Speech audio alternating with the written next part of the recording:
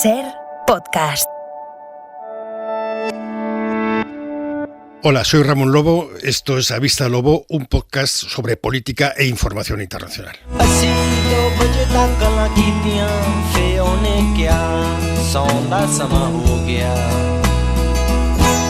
Ramón Lobo, buenos días. Muy buenos días, ¿qué tal? Muy bien, me dicen mis fuentes que has empezado a ir al gimnasio. El otro día comimos juntos y no me lo contaste. Bueno, he ido 2 veces. El primer día media hora, el segundo día 45 minutos.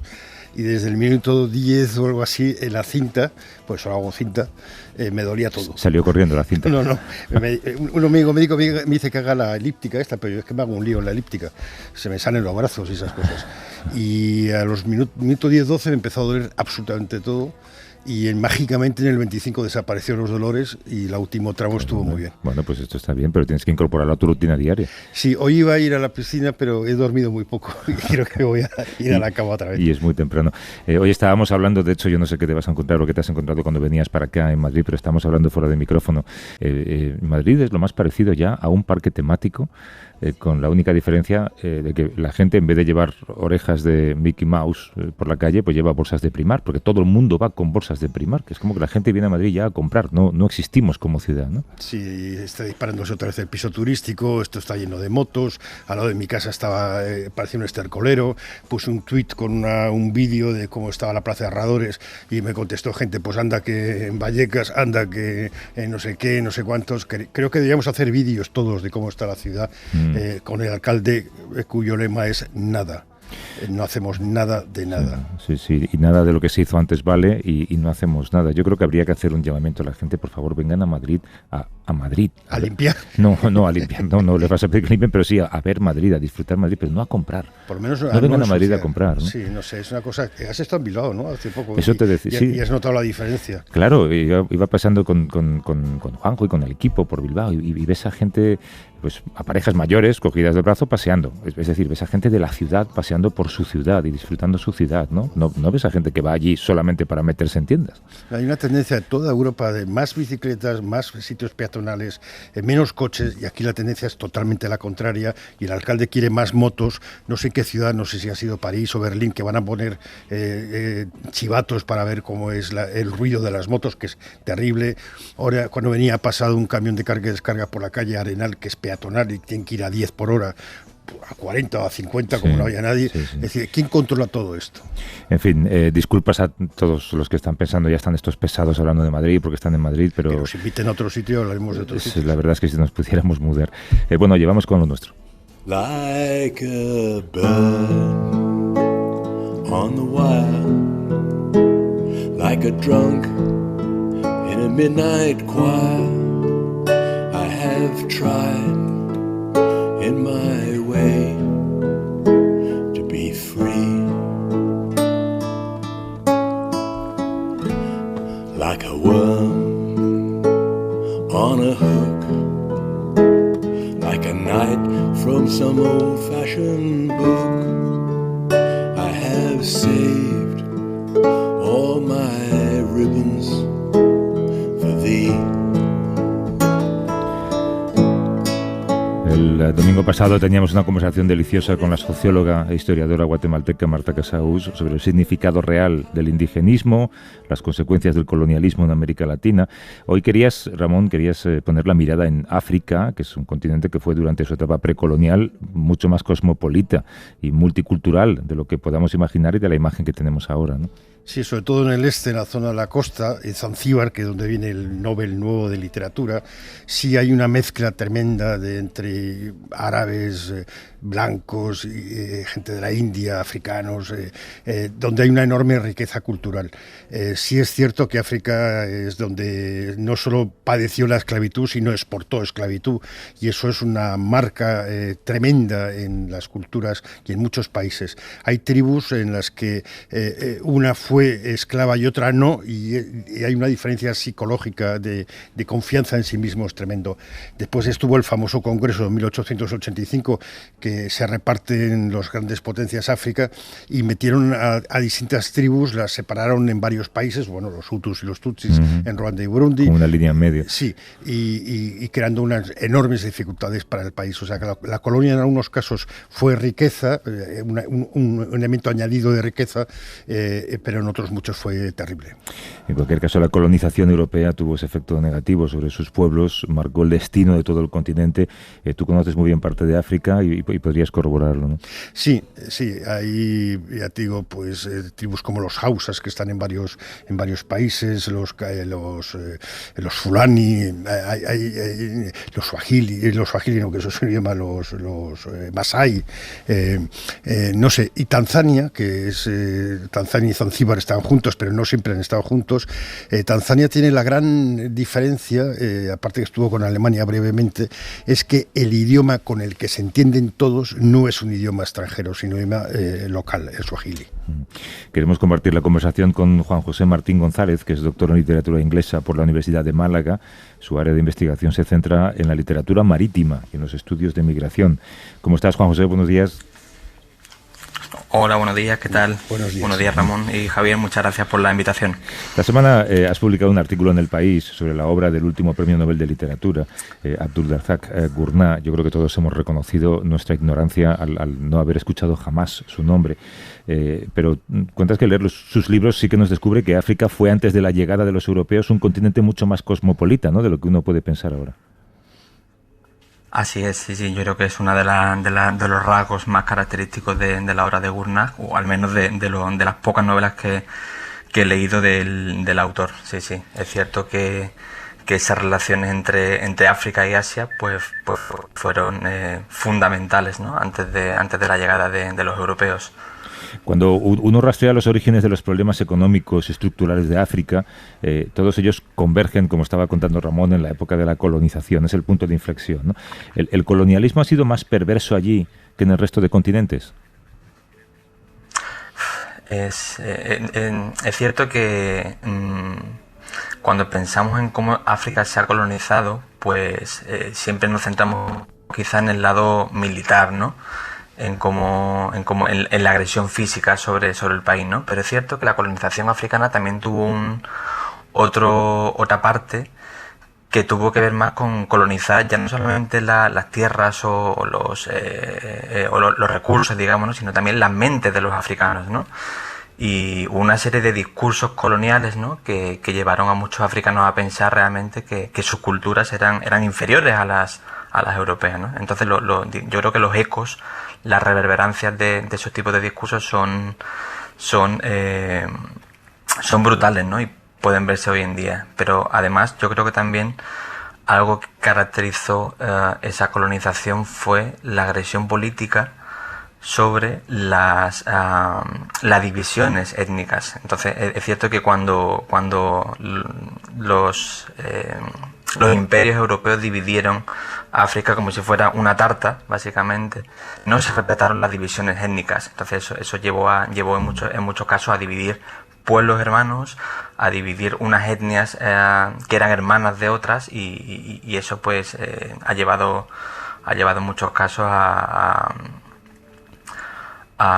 por ejemplo, estoy pensando por ejemplo en el genocidio de Ruanda, ¿no?, como los Hutus y los Tutsis, ¿no?, que eran etnias prácticamente hermanas, y que los historiadores han demostrado que la diferencia entre unos y otros sea tan prácticamente insignificantes, pues ya sabemos lo que pasó con el genocidio, ¿no? Conflictos que reverberan todavía hoy en día. Es curioso esto que dice, ¿verdad?, como ese colonialismo clasista también incluye una especie de abuso psicológico, hacerte creer que eres inferior, ¿eh? Sí, y muchos lo siguen comprando. Ya te decía, creo que es en Guinea-Conakry, no recuerdo cuál es, no sé si es los Fulani, no sé quién, cuál es la tribu dominante, que la mitad fue colonizada, o sea, fue esclavizada y otra mitad no.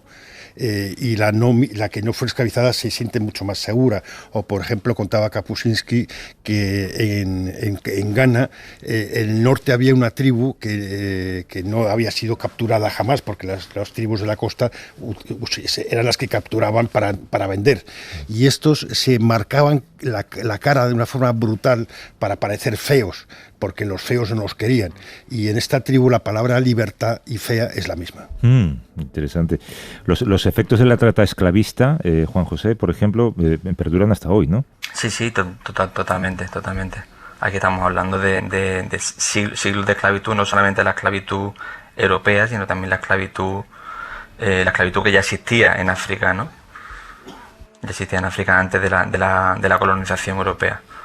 Después, cuando se abole la esclavitud, en realidad continúa por otros medios, ¿no?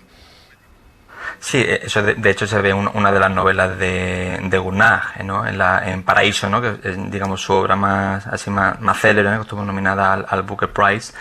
Es curioso que es una historia de esclavitud y sin embargo está ambientada en la Primera Guerra Mundial, ¿no? Que no deja de ser curioso que en plena Guerra Mundial, cuando supuestamente la esclavitud ya estaba totalmente abolida, ¿no? Pues ahí tenemos un caso de esclavitud africana interna, ¿no? Entonces yo creo que lo que Gurnage estaba intentando denunciar ahí, ¿no? Es que ese discurso, ¿no? Falso, hipócrita de que Europa intentó colonizar África para liberar a los africanos de la tiranía, de la oscuridad, ¿no? Y de los tiranos africanos, y ahí tenemos un caso de esclavitud narrado en la novela con la connivencia de los ejércitos europeos, ¿no? Es curioso porque supongo que es por el cine más que otra cosa, pero las últimas dos generaciones tienen la idea de que los ingleses eran los únicos colonizadores, pero había 6 países más colonizando y reclamando territorios en diversos puntos del continente, ¿no? Sí, el ejército francés, el ejército belga, el ejército alemán, tenemos ahí todas las potencias europeas, como decía antes, ¿no? repartiéndose el continente como si fuera una tarta, ¿no? Después de la conferencia de Berlín, sin respetar ni las divisiones étnicas, tampoco sin respetar los sistemas políticos que ya existían en África, porque África ya tenían diversos sistemas políticos, diversos sistemas de civilización, y yo creo que eso ha influido mucho en la dificultad que han tenido muchos países para conformarse como naciones, ¿no? Bueno, pues esto es lo que aprenderíamos si hubiéramos leído los libros del nuevo Premio Nobel de Literatura, y confesar que en los medios de comunicación, en las redacciones, cuando salió el nombre, todo el mundo buscaba a alguien que supiera quién es. Sema Caballero, lo conoce, ha leído de él. Ah, sí, mira, pues si lo hubiéramos sabido, porque luego ya, vamos, si conocías a alguien, no solo que lo conocía, sino que lo había leído, era como, que te hubiera tocado la lotería, bueno, casi. Juan José escribió un artículo espléndido en El País. Sí, es verdad. Juan José Martín González, que es doctor en literatura inglesa por la Universidad de Málaga. Gracias, Juan José, un abrazo. Un abrazo. Muchísimas gracias a vosotros. Hasta luego. Of you and me, I dreamed that we were young, and in that dream we sailed the sea to a land we loved. What a wonderful scene, there was such a nice breeze, all the memories were free, and the birds, they were singing for us, singing for us. As we walked with bare feet. El diccionario de Oxford ha agregado más de 20 nuevos vocablos de origen coreano a su última edición. Palabras como K-pop, por ejemplo, K-beauty, forman parte ya de ese diccionario, que es el que marca las normas. Resulta curioso, Ramón, ver cómo a medida que una cultura, en este caso la coreana, se hace cada vez más popular, va también tomando el terreno de la lengua. Sí, habían adaptado algunas palabras de la cocina coreana, esta vez han añadido más, pero sobre todo han añadido algunas palabras culturales como skinship, que viene a significar el vínculo emocional que se produce con el contacto entre un padre y un hijo, o entre unos amantes, y eso lo han inglesizado, se puede decir esta palabra, no podemos inventar. Y es curioso que vivo es el idioma inglés. Bueno, en Estados Unidos es increíble porque se adoptan enseguida palabras como te voy a googlear y cosas de estas, y el español da la sensación que es más lento, pero es falso. El español también incorpora palabras y en la calle se habla de un idioma mucho más vivo también. Es verdad. Luego estoy pensando después en el caso, no sé si sacar este tema, y igual te vas a enfadar, en el caso de Iván Redondo, no sé si viste la entrevista con Jordi Évole, claro, hemos descubierto que es un tipo mediocre. Sí, yo ya lo sabía. Pensábamos que era inteligentísimo. Porque hizo una historia de su antiguo jefe y salía él. Claro, pero estaba hablando de la cantidad de palabras en inglés que decía innecesariamente, como por ejemplo, in my opinion. Pero no puede decir en mi opinión. Si es que no, porque es menos, su opinión es menos que opinión. Claro. Pero en fin, no sé si tiene que ver con lo que queríamos hablar con Inés Fernández Ordóñez, que es catedrática de Lengua Española en la Universidad Autónoma de Madrid y miembro de la Real Academia Española, de la RAE. ¿Cómo estás, Inés? Buenos días. Hola, buenos días. Buenos días. Hablábamos del inglés como algo muy dinámico, inventando, incorporando nuevas palabras. ¿El español? Hombre, yo creo que en español también se crean palabras nuevas y se van incorporando poco a poco. Quizá no tanto de la cultura coreana, ¿no? Yo estuve mirando esta noticia sobre las palabras coreanas y la verdad no me consta que se utilicen tanto en español. Como miembro de la Real Academia Española, esto que comentaba con Ramón, escuchar a alguien metiendo en cada frase palabras en inglés porque sí, innecesariamente, supongo que a ti te da un pequeño escalofrío, ¿no?, cuando lo oyes. Sí, es un poco irritante, sobre todo si tenemos palabras y expresiones en las que podemos expresarnos perfectamente en nuestra lengua. Claro, es que Redondo sabe que en España hay dos tipos de españoles, los que llevan toda la vida estudiando inglés y los que no saben inglés. Y él quiere demostrar que es una clase superior. Tú creo que aportaste una palabra al diccionario, aparte que tenemos click, hackear, friki, tupper, tweet, ya están incorporadas. Tú aportaste meme, ¿no? Bueno, no sé si lo aporté, es un trabajo colectivo, pero sí, en un momento dado se pensó en incorporar meme, pero como rasgo, característica cultural que se transmite generacionalmente y de persona a persona. Entonces yo dije, bueno, también tenemos el meme, ¿no?, de que se difunde en las redes sociales como un vídeo o una foto caricaturesca, y efectivamente las dos acepciones se incorporaron finalmente al diccionario. ¿Cuáles son las condiciones para que una palabra se incorpore? ¿Cuáles son los filtros que tiene que pasar, el proceso, los tiempos? Bueno, es complejo. Lo fundamental es que se use. Es decir, si una palabra se usa, acabará en el diccionario. El problema que tienen las palabras para no entrar a veces es que no se usen realmente, no se puede acreditar un empleo generalizado, o sea, un empleo muy localizado. Una vez que una palabra se detecta, por decirlo así, bien porque la propone un académico o la propone un hablante a través de un correo electrónico y una forma de contactar con la academia, que se envía la propuesta, o bien la localizan los miembros del Instituto de Lexicografía, luego esa palabra se documenta, primero en los corpus de la academia, pero últimamente también en Internet, porque muchas veces ofrecen una documentación mucho más rica a través de simplemente búsquedas en Google. Luego se intenta preparar una definición, acreditar cómo se emplea, definir bien. Luego pasa por las comisiones de los académicos y una vez que pasa por todos esos filtros, si tenemos una definición más o menos cerrada, se envía a las academias de América.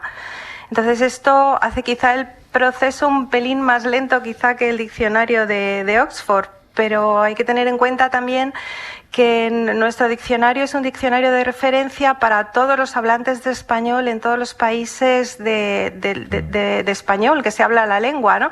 Mientras que el diccionario de Oxford no tenemos ningún diccionario en inglés semejante, porque Oxford tenemos para el inglés británico, pero luego tenemos el Webster para el americano. Entonces, no cumplen exactamente la misma función. Ahí en castellano sabemos que hay muchísimas palabras de origen árabe. También sabemos que hay muchas palabras que nosotros no utilizamos, de repente escuchas y en América Latina se usan diariamente. ¿Cuál es el idioma que más nos está influyendo o nos está aportando más palabras? Bueno, sin duda actualmente el inglés, no es algo que todos vemos. Precisamente el inglés tiene un prestigio social, como estabais diciendo, que incluso algunas personas pueden renunciar a su propia lengua para expresarse en otra. No hay que ver el inglés como un enemigo, es simplemente que en inglés se formulan por primera vez muchas innovaciones tecnológicas, muchas novedades de todo tipo, conceptuales, y vivimos en un mundo globalizado y, claro, adoptamos la palabra donde allí fue formulada por primera vez. Has sido muy elegante en decir que es que tiene prestigio social, en lugar de decir que es una cuestión de postureo o de pura estupidez, Inés. ¿No te parece? Bueno. Cuando tú lo escuchas, digo, ¿no? Dices, joder, qué tío más pretencioso usar una palabra que tiene una palabra perfecta para definir eso en español y sin embargo la dice en inglés porque sí. Sí, bueno, y hay otros neologismos que a veces sí utilizamos en inglés porque realmente de momento no se han incorporado al español o no los hemos adaptado morfológica o fonéticamente, ¿no? Claro, pero eso hace que entonces, como los ingleses son más rápidos a la hora de incorporarlo, pues que acabemos usando el término inglés, ¿no?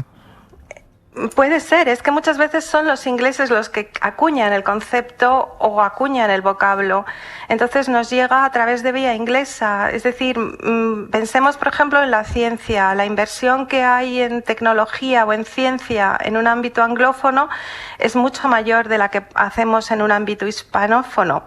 Entonces, cuando aparece un nuevo compuesto, un nuevo producto, un nuevo concepto, se formula en inglés. Entonces, cuando lo recibimos nosotros, ya tiene un nombre que ha sido inglés. En fin. Después hay palabras, por ejemplo, mascarilla, que aquí decimos mascarilla, en América Latina mucha gente creo que dice barbijo, ¿no? Exactamente. Es una palabra preciosa. Barbijo. Es preciosa, sí, y tapabocas, y sí, hay distintas posibilidades.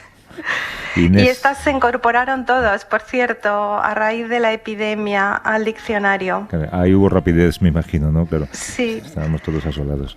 Inés Fernández Ordóñez, que es catedrática de Lengua Española en la Autónoma de Madrid y miembro de la Real Academia Española de la Lengua. Inés, gracias, un abrazo. Muchas un abrazo, gracias a vosotros. Gracias, buen trabajo. Adiós.